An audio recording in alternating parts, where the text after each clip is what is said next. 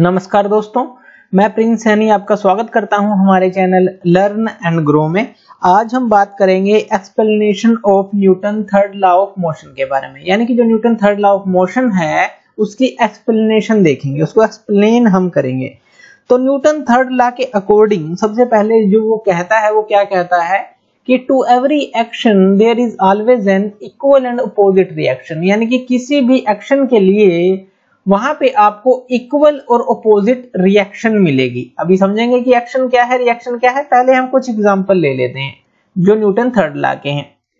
तो इसके अंदर क्या है, मान लीजिए आप एक स्प्रिंग ले लीजिए। आपने एक स्प्रिंग ले लिया और उसको जो है आप यहां से मान लीजिए ग्राउंड पे है, ये ग्राउंड पे अच्छी तरह से फिट किया हुआ है, ये ग्राउंड है, ये स्प्रिंग है। आपने इसके ऊपर जो है अपना हैंड रखा, तो यहाँ पे आपने अपना हाथ रखा और इसको कंप्रेस किया। तो जैसे ही ये फर्स्ट स्टेज है, जैसे ही आपने इसको कंप्रेस किया तो ये जो है कंप्रेस हो जाएगा, कंप्रेस फॉर्म में आ जाएगा और आपका हैंड मान लीजिए इस पोजीशन पे आ गया है। तो ये सेकंड पोजीशन है, ये फर्स्ट पोजीशन है, सेकंड पोजीशन है जब आपने अपना हैंड रखा, आपका हाथ जो है इसके ऊपर है। तो ये जो कंप्रेस होगा, तो यहाँ पे ये जो आपने कंप्रेस किया है यानी कि आपके हैंड ने इस स्प्रिंग के ऊपर फोर्स लगाई है, इसको हम बोलेंगे कि आपने जो है एक्शन किया है, ये एक्शन है। जैसे ही आपने इसको कंप्रेस किया तो स्प्रिंग भी जो है आपके हाथ के ऊपर कोई फोर्स लगाएगा। इस चीज को हम बोलेंगे कि जो स्प्रिंग ने आपके हाथ को रिएक्शन दिया है और आप इसको फील भी कर सकते हैं। दूसरा एग्जांपल लेते हैं। मान लीजिए आप अर्थ के ऊपर से, अर्थ का कोई भी सरफेस है, मान लीजिए हम जहां पर भी हैं, कोई स्टोन ऊपर की तरफ फेंकते हैं तो वो स्टोन जो है नीचे की तरफ आता है। अब देखिए यहाँ पे क्या हुआ, अब ये किसके कारण नीचे की तरफ आया, ये ग्रेविटी के कारण नीचे की तरफ आया। यानी कि जो ग्रेविटी फोर्स है, अर्थ का जो पुल है, ग्रेविटेशन फोर्स जिसको हम बोलते हैं, उसके कारण ये नीचे आ रहा है। यानी कि जो अर्थ है वो इस स्टोन के ऊपर फोर्स लगा रही है, वो एक्शन है उसका। दूसरा, जो स्टोन है वो भी इक्वल एंड अपोजिट फोर्स लगाएगा अर्थ के ऊपर, लेकिन वो हमें महसूस नहीं होती। क्यों? क्योंकि जो मास ऑफ अर्थ है वो काफी ज्यादा है अगर हम स्टोन से कंपैरिजन करें, और जो ये स्टोन फोर्स लगा रहा है अर्थ के ऊपर वो इतनी स्मॉल है कि वो नेग्लिजिबल है अर्थ के सामने, अर्थ के मास के सामने, या उसका इफेक्ट जो है इतना नेग्लिजिबल है कि वो हमें महसूस भी नहीं होता, या कहें कि वो नेग्लिजिबल ही है। तो इस तरह से यहां पर भी देखें, जो अर्थ ने स्टोन के ऊपर फोर्स लगाई है, स्टोन ने भी इक्वल एंड अपोजिट फोर्स लगाई है। लेकिन अगर मास की बात करें अर्थ की, तो वो जो है उसके, अगर हम उससे कंपैरिजन करें तो इफेक्ट जो है फोर्स का काफी स्मॉल रहता है जो स्टोन लगाता है। तो ये जो चीज है आप कह सकते हैं कि नेग्लिजिबल है। तो दोनों ही एग्जांपल से, एक बड़ा एग्जांपल आपने लिया, एक छोटा सा एग्जांपल लिया जो जनरल लाइफ का है। अब इसके अंदर देखिए जो हमने बात की कि to every action there is always an equal and opposite reaction, जो हमने स्प्रिंग और अपने हैंड का एग्जांपल लिया।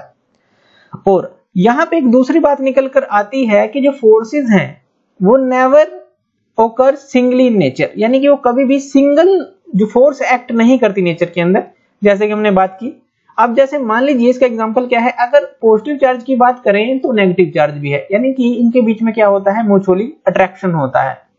तो जो फोर्सेस होती हैं वो ऑलवेज पेयर्स के अंदर रहती हैं, यानी कि जिसके कारण क्या होता है, म्यूचुअल इंटरेक्शन होता है दोनों बॉडीज के बीच में। जैसे हमने पॉजिटिव और नेगेटिव की बात की, अर्थ के ग्रेविटेशन पुल की बात की कि स्टोन ऊपर से नीचे की तरफ आता है।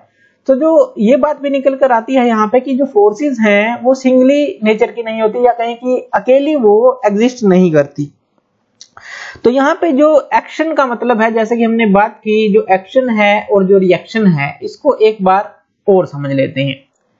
एक्शन का मतलब होता है जो फोर्स एक्सर्ट करती है एक बॉडी दूसरे के ऊपर, और रिएक्शन का मतलब होता है जो फोर्स एक्सर्ट करती है सेकंड बॉडी फर्स्ट बॉडी पे।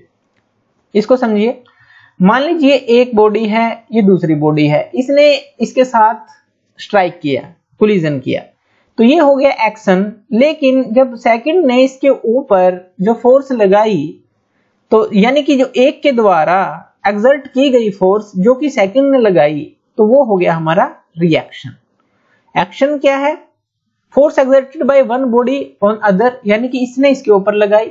और रिएक्शन क्या है, force exerted by second body, जो इसने इसके ऊपर लगाई ऑन द फर्स्ट बॉडी, तो ये रिएक्शन है। तो इस तरह से आप इसको समझ सकते हैं एक्शन और रिएक्शन को। अब देखिए मान लीजिए FAB जो है फोर्स है जो एक्सर्टेड है, हमारे पास दो बॉडी है, मान लीजिए एक बॉडी A है और एक बॉडी B है। तो FAB क्या है, force exerted on body A by body B। अब यहां पर जो है आप दो बॉडीज ले लीजिए, मान लीजिए एक बॉडी A है और एक बॉडी B है। तो FAB क्या होगा, force exerted on body A, यानी कि इस A बॉडी के ऊपर जो फोर्स लगी है बाय बॉडी B।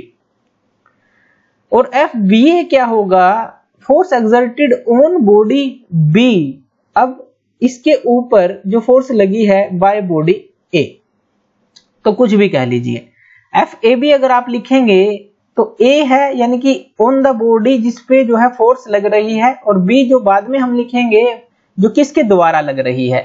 इसी तरह से FBA अगर आप लिखेंगे तो फोर्स एक्सर्टेड इस बॉडी पे एक्सर्ट हो रही है फोर्स, और किसके द्वारा हो रही है, बाय बॉडी A के द्वारा हो रही है। तो यहां पर जो है आप कह सकते हैं, यानी कि ये जो रिएक्शन है ये हमारी रिएक्शन है। FBA की अगर हम बात करें तो ये है हमारी रिएक्शन, और जो FAB की हम बात करें तो ये थी हमारी action. FAB force exerted on body A by body B, ये एक्शन है, और फिर ये हुई रिएक्शन। तो इसके अंदर या इस तरह से आप समझ लीजिए, ये एक्शन है ये रिएक्शन है। जैसे हमने यहाँ पे ये एक्शन लिया था ये रिएक्शन लिया था, यानी कि किसी भी बॉडी का जो है अगर पहले जो है हम एक्शन ले लें दोबारा रिएक्शन होगी ही होगी। जैसे यहाँ हमने उल्टा कर दिया था, यहाँ पे अलग है, ये एक्शन था ये रिएक्शन था, यहाँ पे ये एक्शन है ये रिएक्शन है, किसी तरह से आप ले लीजिए। इसका मतलब क्या है कि जो अकॉर्डिंग टू अगर हम देखें Newton third law of motion के अकॉर्डिंग अगर हम देखें तो ये क्या होगा हमारा, ये होगा अगर हम उसको लिखें तो उसको हम क्या लिखेंगे, FAB जो हमने अभी देखा FAB किसके बराबर होगा, माइनस FBA के बराबर होगा। तो हमेशा एक्शन जो होगा रिएक्शन के इक्वल होगा, यानी कि जो फोर्स जो है एक्सर्ट की गई है वो जो है बिल्कुल जो है इक्वल एंड अपोजिट होगी। यहां से आप ये समझ सकते हैं। चलिए इस लॉ को हम प्रूव करते हैं। मान लीजिए आपके पास दो बॉडीज है, इस तरह से दो बॉडी आपने ले ली, मान लीजिए ये A बॉडी ले ली और ये B बॉडी ले ली। अब क्या है, ये सेम लाइन में चल रहे हैं, यानी कि जो लाइन है ये सेम स्ट्रेट लाइन है, और आगे जाके ये कोलाइड कर जाती हैं, ये मोशन में है और आगे जाके ये इस तरह से कोलाइड कर जाती हैं, दोनों बॉडी कोलाइड कर गई। अब देखिए जब ये कोलाइड की तो इन्होंने एक दूसरे को एक्शन और रिएक्शन दिया, एक दूसरे पर लगाया, इससे क्या हुआ, इनकी वेलोसिटी भी चेंज होगी। क्यों, क्योंकि देखिए ये थोड़ा मास ज्यादा है ये कम है, जैसे कि हमने फिगर बनाई है, तो वेलोसिटी भी चेंज होगी, तो इसका मतलब इनका लीनियर मोमेंटम भी चेंज होगा। अब अगर हम लीनियर मोमेंटम को डेल P1 ले लें, जो चेंज इन लीनियर मोमेंटम है डेल P1 ले लें और डेल P2 ले लें, यानी कि ये ले लें जो P1 है चेंज इन लीनियर मोमेंटम वो बॉडी A का है, ये बॉडी A है और ये बॉडी B है, यानी कि जो change in linear momentum P2 है वो बॉडी B का है। तो इस तरह से हम ले लेते हैं। तो अगर हम जो लॉ देखें, जो हमारा लॉ है कंजर्वेशन ऑफ लीनियर मोमेंटम का, जो नेट चेंज होगा लीनियर मोमेंटम में वो हमेशा 0 होगा।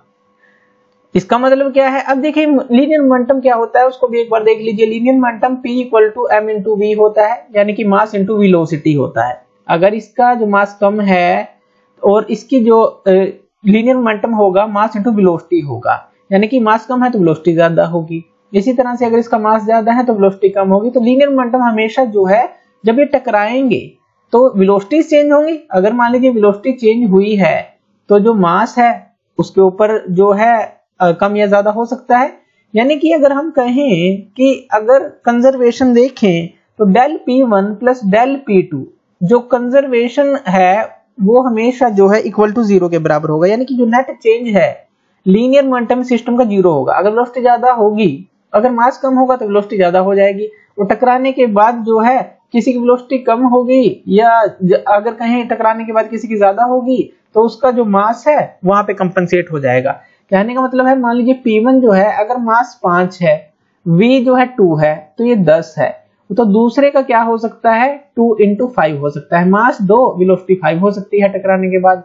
यानी कि जो अगर ये जो है चेंज अगर हम देखें तो वो जो है बराबर रहेगा, अगर एक कम होगा तो एक ज्यादा ऑटोमेटिकली हो जाएगा। तो del P1 plus del P2 जो है इक्वल टू 0 रहेगा, और यहाँ पे आप लिख सकते हैं डेल P2 यहाँ पे माइनस ऑफ डेल P1 लिख सकते हैं, तो ये आ जाएगा। तो इससे जो इक्वेशन बनती है ये आ जाती है।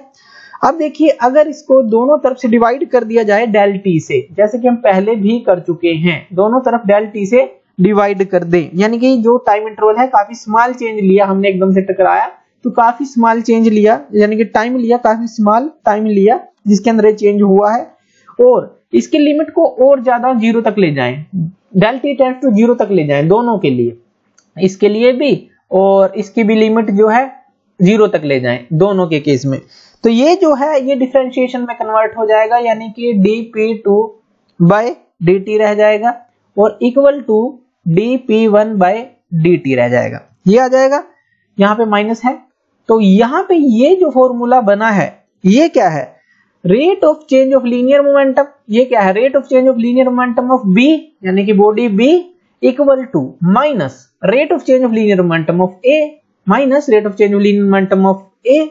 ये हमने दिखाया P2 क्या था, जो हमारा मोमेंटम था B बॉडी का, ये A बॉडी का, तो माइनस में आ गया, यानी कि अगर लीनियर मोमेंटम माइनस में है तो फोर्स ऑन B, जो फोर्स B पे लगी है इक्वल टू है माइनस फोर्स ऑन A, क्योंकि फोर्स किसके बराबर है हमारी, अगर हम देखें तो वो जो है चेंज इन लीनियर मोमेंटम के बराबर है, तो वही जो है rate of change of linear momentum of B, यानी कि force on B equal to rate of change of linear momentum of A, यानी कि फोर्स ऑन A के बराबर है।